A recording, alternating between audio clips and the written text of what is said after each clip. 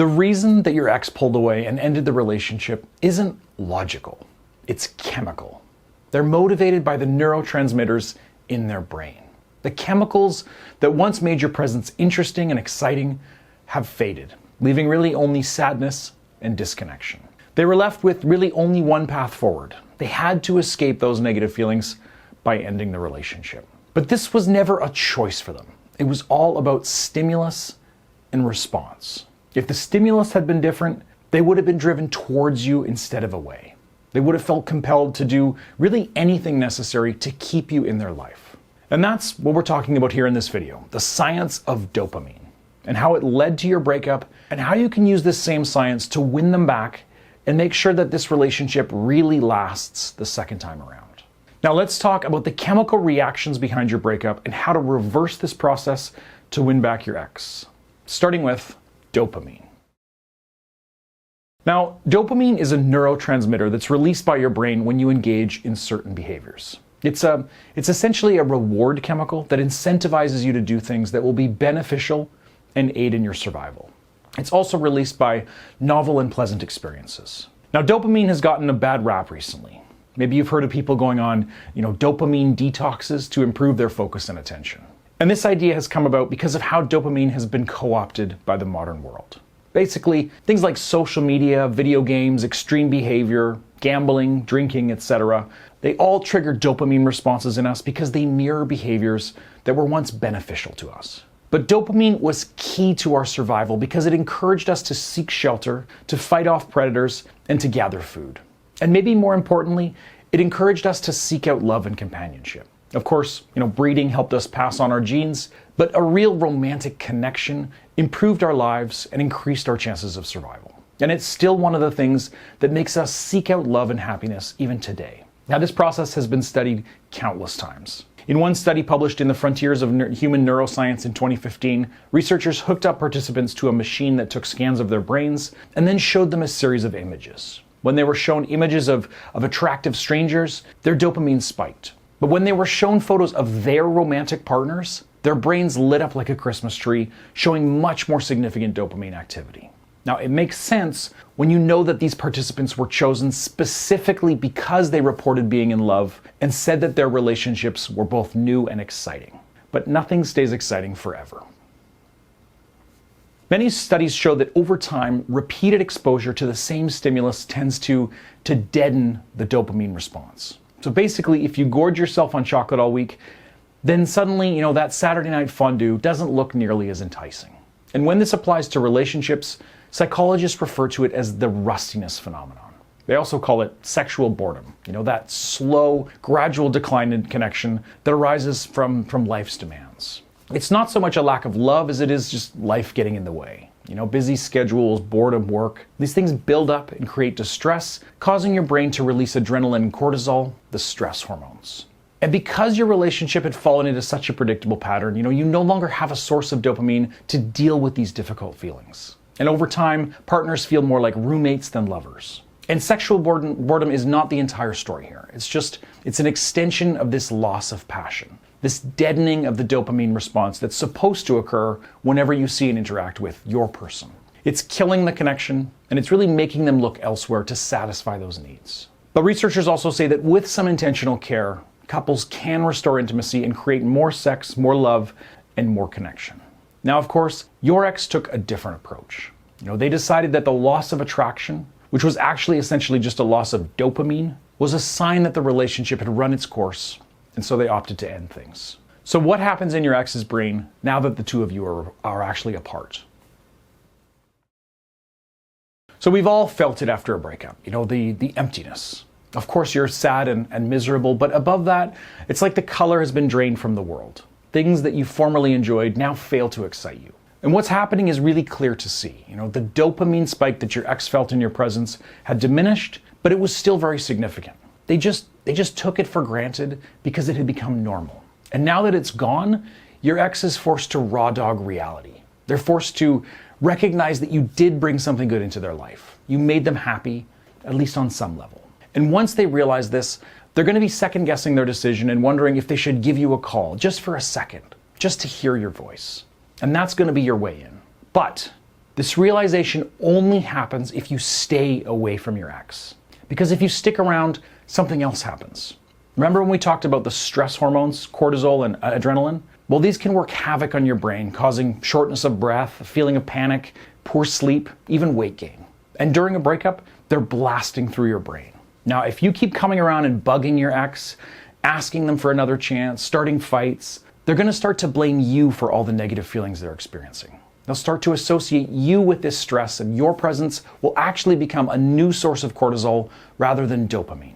And you definitely don't want that. But if you give them space, then they're going to have the opposite association. They're going to notice your absence and they're going to associate that with these negative feelings that they're having. Now they'll see you as a possible solution to these feelings rather than the cause of them. And so they'll naturally want to connect with you again. They're chasing that dopamine that they know you can give them. But that just starts the pattern all over again, right? You reconnect, things are exciting until they're not. And then boredom seeps in, rustiness takes over, and pretty soon they're right back out the door. Well, that is why you have to change the pattern. This is going to change your ex's dopamine response and help you rebuild a stronger relationship that won't crumble under the weight of routine. And it's actually not as difficult as you might imagine. Remember, dopamine is about positive experiences, but it's also about novelty. I'm sure you know how to make your ex happy, the same way that you did when you were in a relationship together. Maybe, buying them a gift, giving them a hug, complimenting them, cooking them their favorite meal. But those actions have diminishing returns. They become routine and boring, and you end up right where you are now. The way you keep the dopamine from slipping is by keeping things new and interesting. Now, you don't have to completely rebuild your personality or your life from the ground up, but you need to make solid changes in both subtle and more significant ways that your ex is going to notice and appreciate. Now, these are going to be harder for some people than others, and because of this, it's going to be tempting to skip this step and just rely on the dopamine withdrawal to bring your ex back to you. But remember, novelty is incredibly powerful, and it's the one thing that someone else is always going to have over you. And this is going to entice your ex to look elsewhere if you're not bringing the excitement. Sorry to be blunt, but that is the reality. And actually, one of the things that's making your ex feel bored is that they feel like they know everything about you. They've seen you at your best, at your worst, at your most boring. They know which pair of socks is your favorite. It's often like they can read your mind. But the truth is, you can spend a lifetime with someone and still not learn everything there is to know about them. So you need to show them that you do have new things to offer and new sides of your personality to show them. And there's really 3 things you need to think about here. And number 1 is mystery. Remember, you lost your ability to interest your ex because you were too available to them. But the breakup gives you an amazing opportunity. Because the two of you are no longer sharing the same space, you're gaining a lot of novelty just by keeping your distance.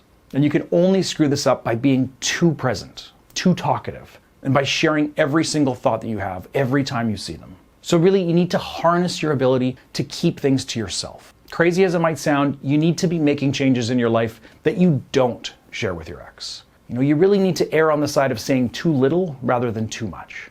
So don't tell them everything you're thinking or feeling. Don't tell them about all the new people you're hanging out with, and keep them in suspense about what you've been up to.